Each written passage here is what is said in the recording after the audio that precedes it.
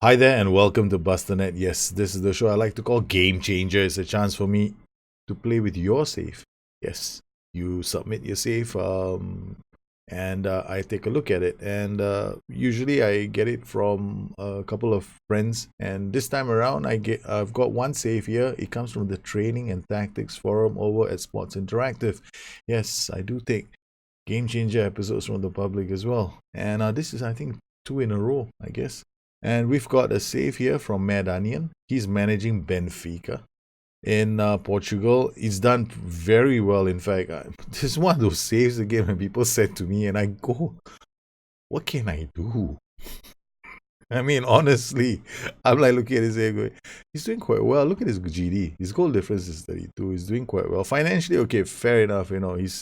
He's doing he's passed his FFP regulations. According to him, he had some issues with FFP, but the way I look at it, he's done pretty well in the last couple of seasons as far as his transfers are concerned. Now, if you want to be successful as a club, as with a club like Benfica, you really have to make money, right? So, well, I have this strategy where I spend once every 4 seasons, right? So in the other 3 seasons, I'm selling, and then I buy again, and then I sell. The idea here is to rejuvenate the players that I might rejuvenate my squad with more potentials that I can sell off.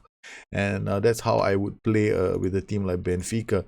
And you can see here he's gone in a similar vein, and he's done quite well as in terms of loaning players out. Now he loans all his players out with loan fees. This is exactly how you should be doing it. If the player is good enough to play in your first team, he has to be, and he's not playing for you, right? Because you got better players, then you have to loan him out. As he plays outside of the club, he gets better over time. His value goes up. Um, you make money off loan fees, and the season 2019-2020, what a clear out, 253 million pounds. Holy cow. He's also brought in players. Look at some of the names that he has in his club. Darren Fletcher. How Darren Fletcher ended up there, I have no clue. He's got this very exciting talent, Lisandro Martinez. The only issue with Lisandro Martinez is this, right? And I've seen him in a few saves. He doesn't have jumping reach that is going to stand out and make him a really solid central defender, especially the Champions League. So you got to find ways and means to play Lisandro Martinez. Now, if it was me, he'd be a very, very good set midfielder as well. His first touch is 15, his dribbling is 14, his passing is 15, his vision is 17, his decisions are 16. This guy makes for a damn good midfielder. His off the ball is 15, his positioning is 14. Now, holy cow! If I had him, I'd retrade him straight away. Look, you're not great enough to win the ball through crosses, but hell, man, if the ball is played on the ground, there's no way anybody's going to get past you because your marking is also very good. His heading is also very good. I mean, this guy is just, he's not, you don't play him in the heart of defense, you play him in the heart of midfield. He's the heartbeat of your team. So when I look at him, I go like, if I had him, that's it. He's going to move on to a bigger club. So the idea here is to jack his value up, right? Now he's got flair, 13. Now, it's like FM20 makes Mazalas look godlike, right? You play a Mazala, he's going to score a couple of goals, his value skyrockets to 16 million. So if your strategy is to sell players, that's what you do. You take advantage of the football manager editions, like, seriously speaking, let's take the game and take reality and put a big divide between the two. The game is not reality. Let's just face it. Okay? Anybody comes in here and tells me this game is reality, is smoking something, and I want to know what he's smoking. Okay?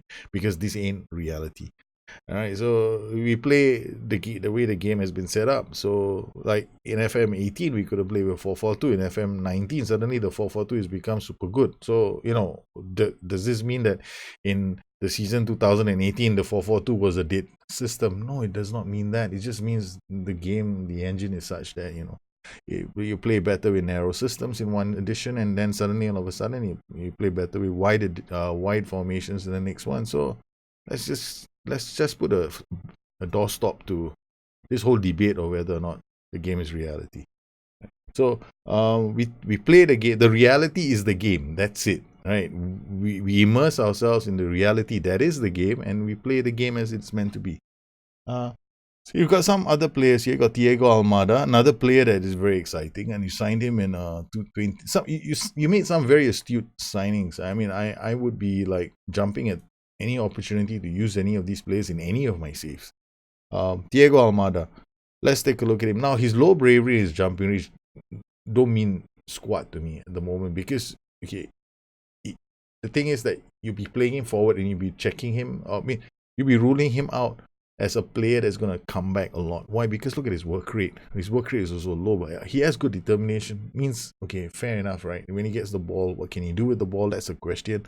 So he's very talented on and off the ball. So he gets off he finds spaces. He's not very good defensively. He's got solid determination, gets out there. Looking at the coach report, this is what I like to look at him. He will not drop back. So if he's playing the AMC slot, we know he's not going to be inclined towards the tackling. We have to, whenever a player has low bravery, that's what we do. We kind of like accept that, right? And when I'm looking at the other attributes, okay, so he's creative. Now, what kind of roles do you think he can play? He's definitely a trequartista, right? So we can play him as a trequartista. Then you got Ashley Cole. 41. Now he's 40. I mean, time has moved on in the game, but yeah, you've made some signings of older players, and I can only assume that the reason why these players were signed was either you wanted them as coaches, you wanted to add to your backroom staff, or they had solid personalities, and you figured you wanted to use them to mentor players. Jerome Zoid.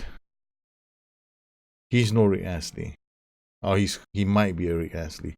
When I mention Rick Astley, it's got to do with my Roma save. Right? I got a goalkeeper called Olsen, who's a calamity, a walking calamity by himself. The amount of goal mistakes he's made at the back line and Costa's wins has been unbelievable this season. So he's no. I mean, when it comes to goalkeepers, I don't tend to really develop them. I just buy them, right? So his aerial reach, maybe a squad goalkeeper, but his aerial reach is the one that stands out to me. It means this game has got a lot of crossing now, right? So you want a keeper that can rise up and grab that ball. That is his problem, his aerial reach. So you can't really jump and reach. Handling might be okay. 15 is kind of average. Reflexes, 1-to-1s, I think his reflexes are okay, but it's not enough, right, for him to be a starting. So some of the selections, I can only assume that you made some good ones. You sold some players off. Highest, I think you went Andrei Zivkovic for 43 million. Yeah, this is what we end up doing.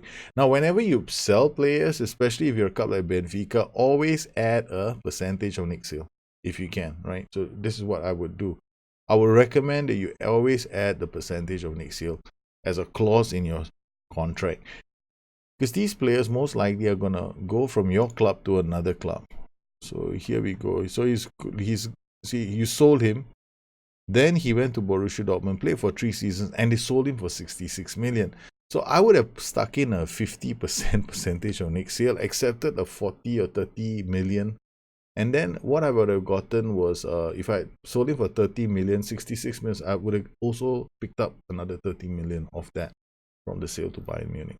So they would be forced to sell at a higher price. So you could have made money off sales, transfers in the future. So this is something else that you might want to consider.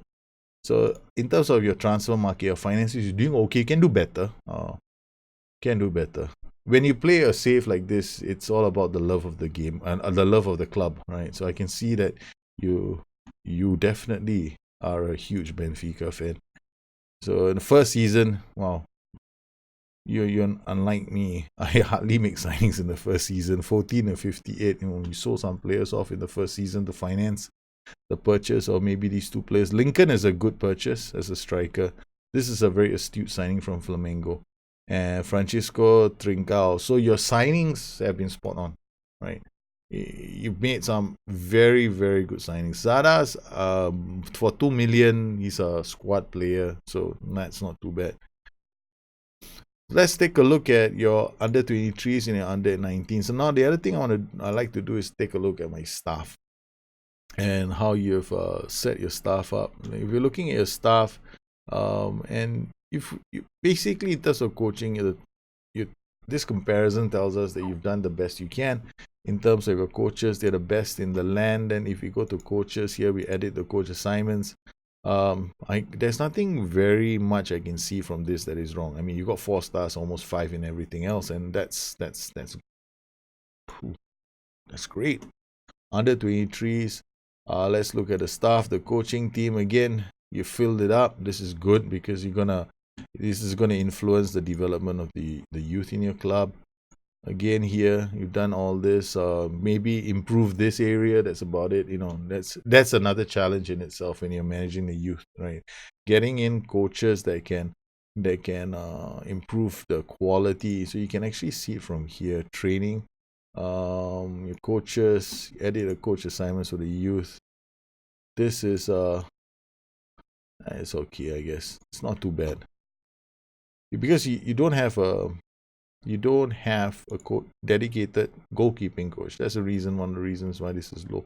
But I mean, the coaches that you have may not be great, but honestly, it's a minor thing, so it's no biggie. This is the B squad. Okay, so okay, not too bad. Let's take a look at what you've been doing in terms of training. Now, I'm avoiding the run and everything else because I want to take a look at all the other stuff in the club before I take a look at how you've done in the last couple of matches. So let's look at trade. This looks on one of my schedules. Attacking patient. Now, okay, attacking patient, attacking direct. Right now, one thing about me is I play to my style.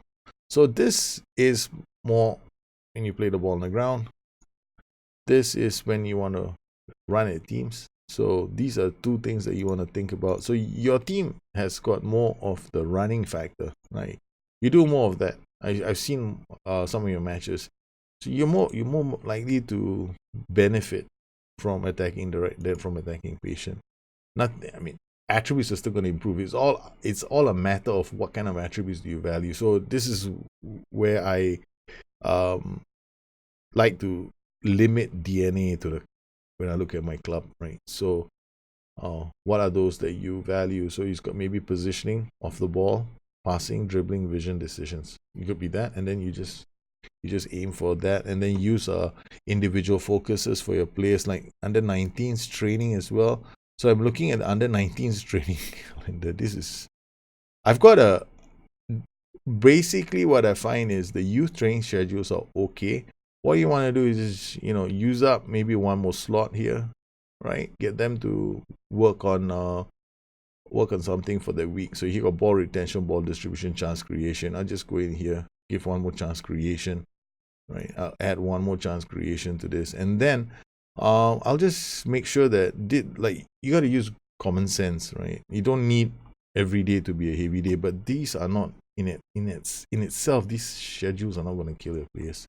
If you take a look at your squad, you'll notice that the U squad isn't struggling in terms of the amount of the amount of load that they have. You look at this, we've got under 23s, the workload is medium and very light. Under 19s, the workload is medium and light. So they can definitely afford to. The thing is, this you got to remember, right? As long as their intensity, the workload does not pass very heavy, you're fine. Yeah. The other thing you want to do is, and I like this, is because this is something that I do in my game a hell of a lot. So this is the reason why my youth really shoot up and develop, is you want to have a training that's focused. The tactic that your main team is using is the same tactic the youth team is going to be using. So identify players who can play in certain positions and start developing them. That's how I would do it. Like 9.50 train rating is very, very good. So you got defensive position, you're working on certain areas of the game. Fantastic. Now, how have your players been doing? So we got this player, history, career. He's been in the club for 1 season, so we can't really see how he's done over the course of time. Let's take a look at this player career stats, 1 season again. So 1 season is not enough, but most of them are. Look at this, 9.559. This is this is higher than average for most of the saves I get. And most of the saves I get, I don't get these kind of numbers. Right? Most of the people have like, even I get 7. I'm like, lately I've become very lazy in a lot of my saves. I get a lot of 7s, but you're getting a lot of 9s.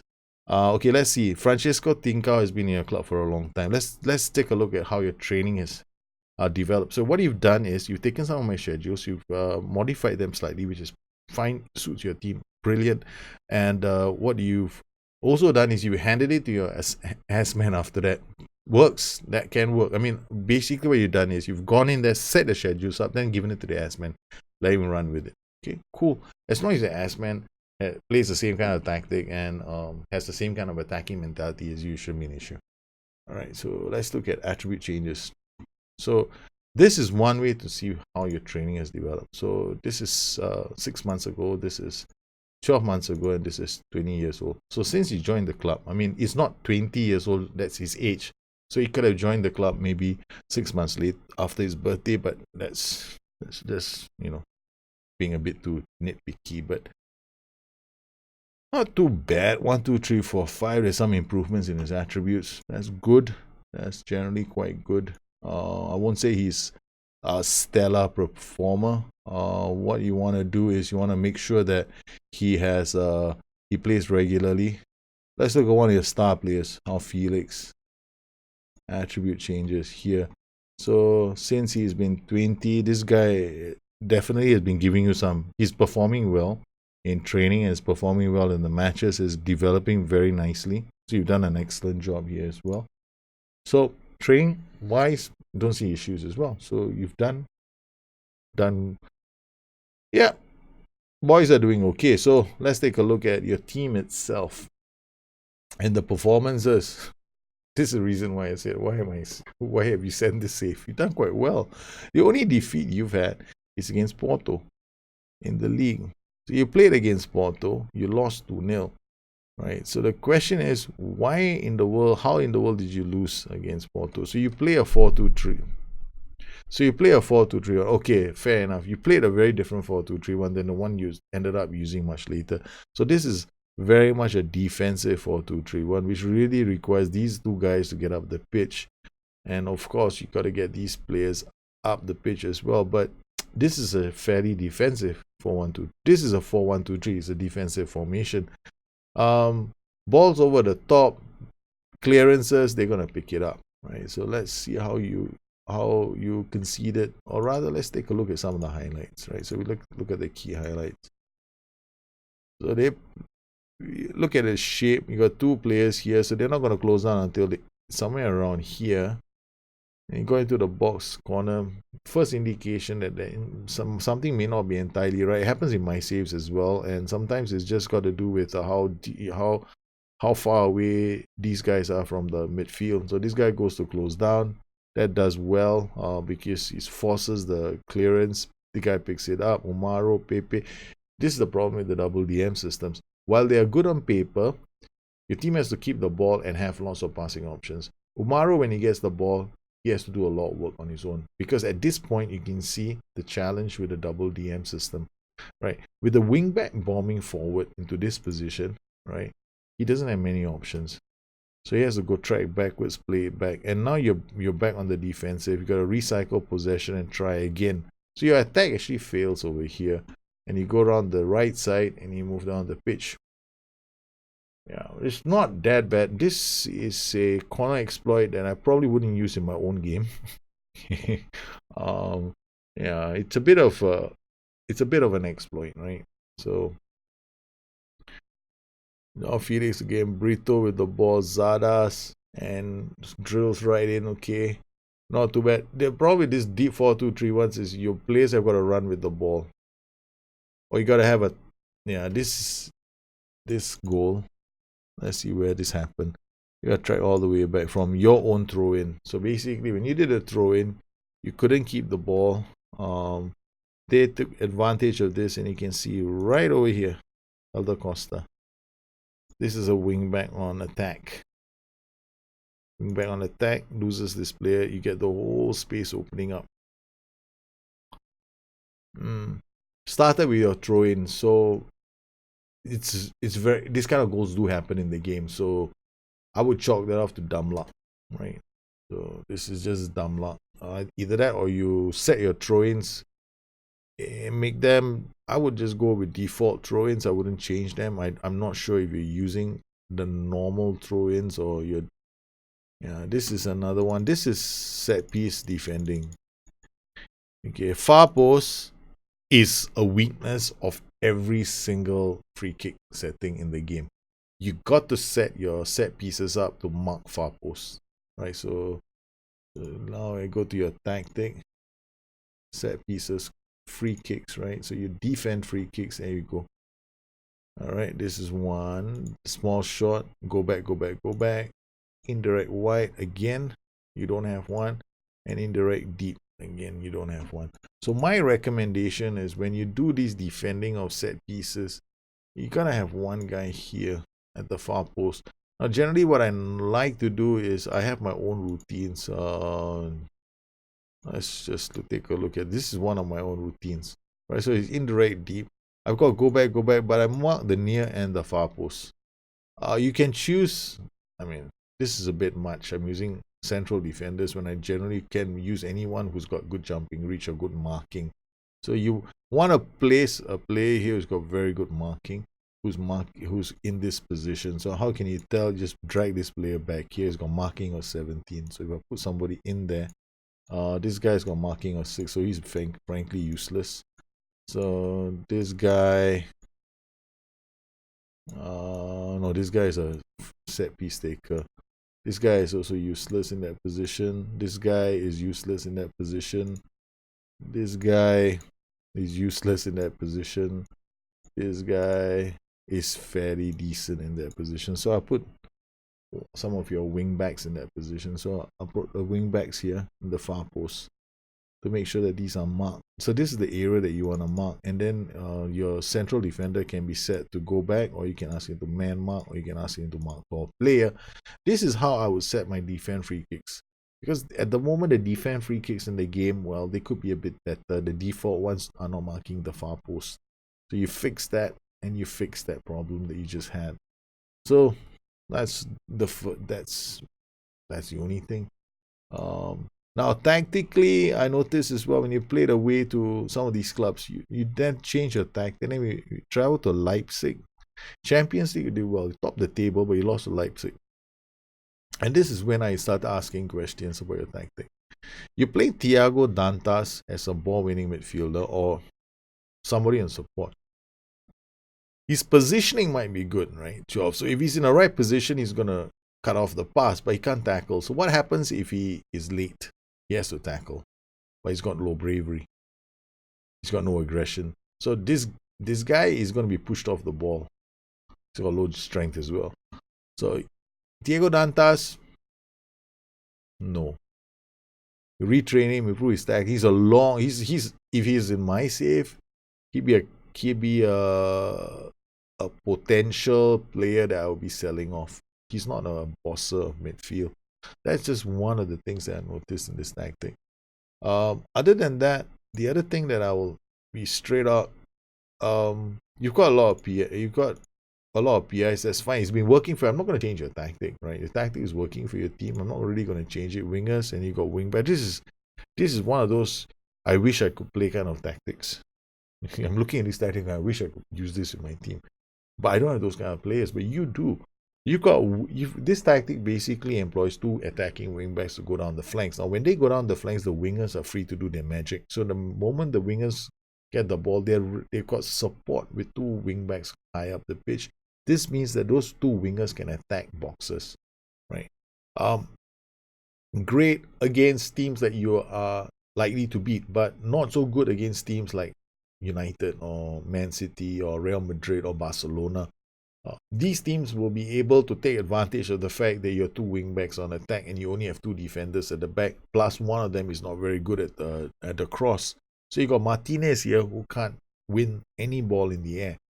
So a target man poacher combination is going to destroy you. A team can easily play a game which bypasses the midfield. They don't have to play the ball on the ground. your system will work really well against teams that want to play the ball on the ground from the back. But what if you come up against a team that just wants to hoof the ball and bypass the entire midfield? If you saw my Twitch stream the other day, you'd have seen exactly the same thing. I was explaining that on the Twitch stream.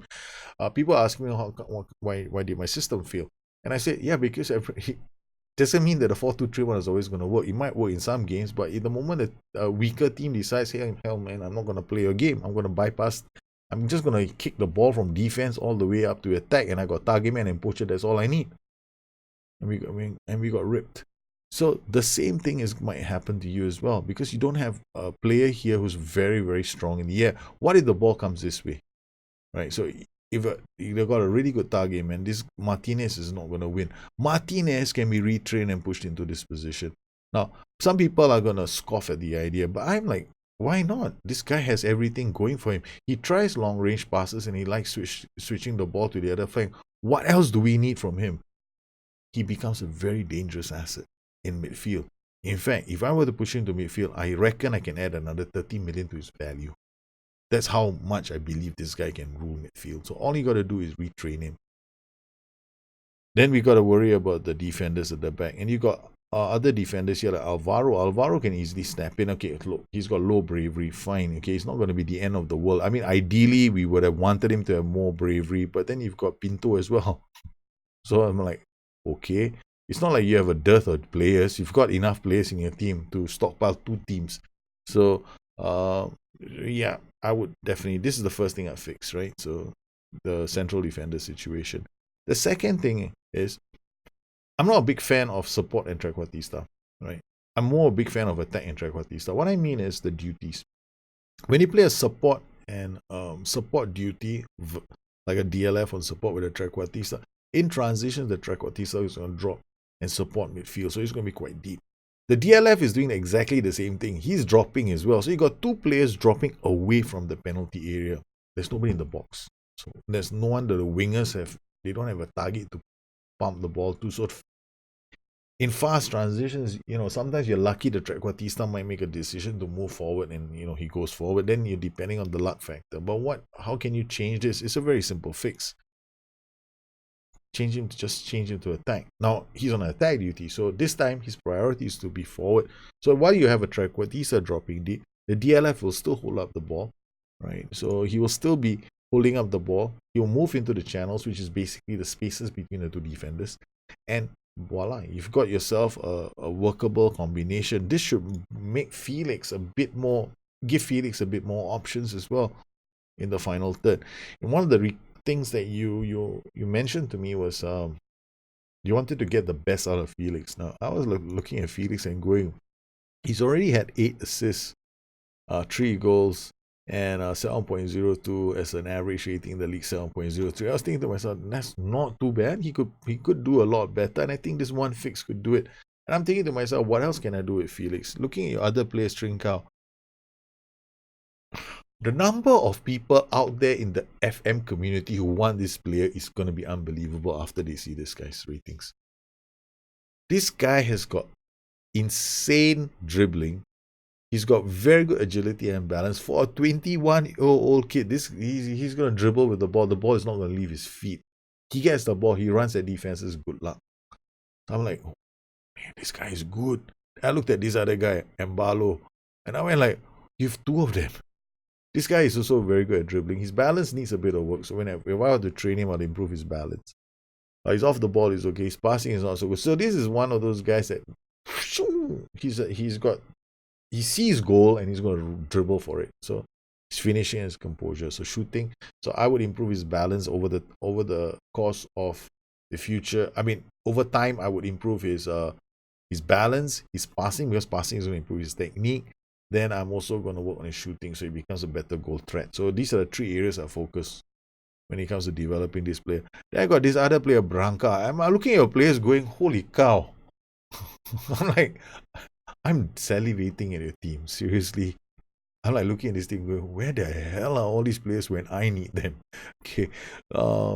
Dictates tempo, looks for pass rather than the score tries. Another player that can switch ball to the other flank. I mean, I'm not saying he's going to, because he doesn't have the player trait. He tries long range passes, implies that he might try 1 or 2 when he switches the ball to the other flank. Passing great, vision great, positioning great. Another player who can play in the CMD role or the CMS role. So let's go to Pepe. We know how good he is. Okay, then we got Zardas. Zardas is more like a doorstop. Like if there's an emergency, this is what we call the break glass emergency guy, right? Okay, so break the glass in case of emergency. Use Zardas. Zardas is that kind of a player, a squad player at best, right? At the moment, yeah, he can play in this role. He can play on the. He can play wide, but you got Lincoln as well. You got Up as well. You got Lewis as well. My goodness. I mean, let's drool at these players that you have. You got Diego Batista. I mean, everybody. I mean, and most people watching the show are probably going to go right taking notes down of your players as well, because seriously, that's what I'd be doing. I'll be looking at. I got to remember these names, man. Betancourt, okay, 19-year-old. Upside, got to develop him. Not too bad. You got Viegas. You got Louis. Yeah, you got some dodgy players, but one or two. That's like. I've got 11 dodgy players. You only have 2. So let's just be. If I looked at the team report, you'd have to look at this. I'm still scrolling. I'm on the left hand side. I'm still scrolling. I haven't stopped scrolling yet. Right? Literally, this is how good your team is. Right now, let's try and scroll the right where you have bad things. No, we're done. Sorry. Yeah, that's it. Basically, that's it. Okay, so dynamics wise, your team loves you. What else is there? That's good. So what can you do? So essentially, what I do is a simple fix for your tactic, and that's it. I might change mentality for some of my games. I might change the passing. I might change the crosses. I will explain the tactic later. But the biggest thing is this. That's it. So how did we do? We played quite a few matches. I think I started at Firenze. We won those matches. We won the Alliance Cup final. So not too bad, right? So we've done quite well. How Felix scored a hat-trick in one game. We got Fiat up. I decided to try him out. He scored a hat-trick in another game. Trincão's regular goal scorer along with Embalo. They're all doing pretty well. Tactically, nothing too different. I used the DLF on attack. I didn't change any with PIs. I had to try Quatisa, not Almada. Almada is not my first choice. Generally, it's our Felix. These aren't my first choices. I got Embalo usually playing either Embalo or Trincão. There's a lot of options in your team. You can even go Aspan, and Aspan can choose it. Now, Aspan as well chooses Martinez as a ball-playing defender. I, on the other hand, I know that you want to play Martinez. You've got the desire to play Martinez, but I usually started with either Alvaro or even went with Pinto as well in some of the matches. So we played with these guys simply because I needed better bite in midfield. So sometimes I go with Branca in midfield, or I'd go with Martinez in midfield.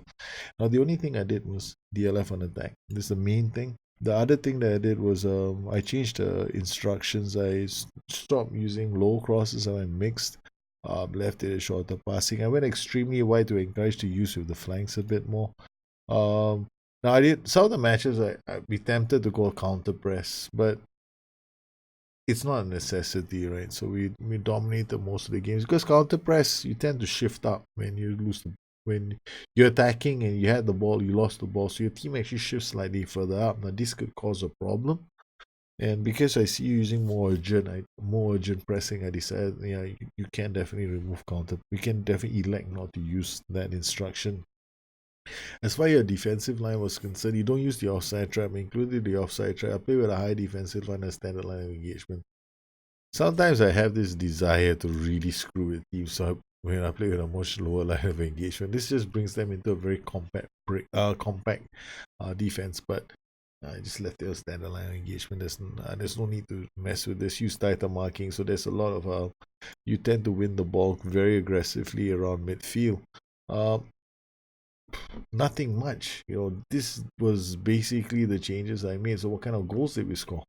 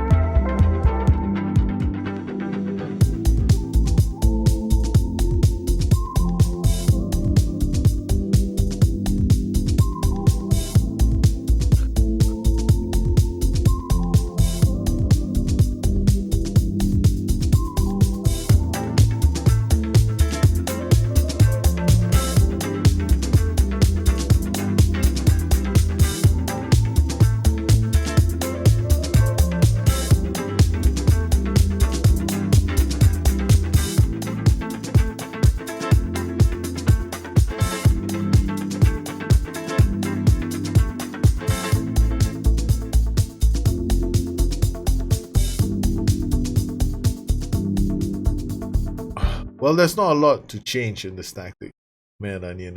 You got a DLF on attack. Maybe the wing back duty changes. These are some of the small changes I would make. Team instructions, just a few. Remove some. I'll remove some of the other team instructions. Maybe go a bit wider to encourage a bit more of the wing play that you saw in some of the goals. I couldn't even show all the goals. It's just too many. Well, I hope you enjoyed this edition on Game Changer and you found it useful. If you have any questions, you guys know where to find me. You guys take care. Have a good one. I'll see you again soon. Bye bye.